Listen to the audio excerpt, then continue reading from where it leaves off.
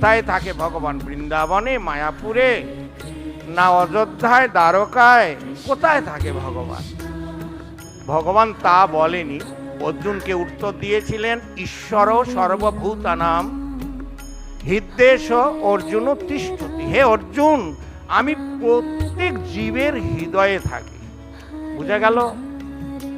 এখানে সেই কথা কর্দম মুনি বলছেন যে যেহেতু তিনি পরমাত্মা রূপে প্রত্যেক জীবের হৃদয়ে রয়েছেন, তিনি সবকিছু বলছেন, আমি সবকিছুর আধার। গীতায় বিভূতি যোগে 8 নম্বর শ্লোক, অহম সর্বস্ব প্রভব মত্ত সর্বপ্রবর্ততে ইত্তিমত্তা ভজন্তে মাম বুধা ভব সমন্বিতা। আমার থেকে সবকিছু প্রবর্তিত, ময়া ধর্ষেন প্রকৃতি। 10 শ্লোক, 9ম অধ্যায়। ময়া ধর্ষেন প্রকৃতি সুয়তেশ চরাচরম হেতুনানেন কুন্তে জগত বিপরিবর্ততে। তিনি সব জীবের হৃদয়ে বাস করেন।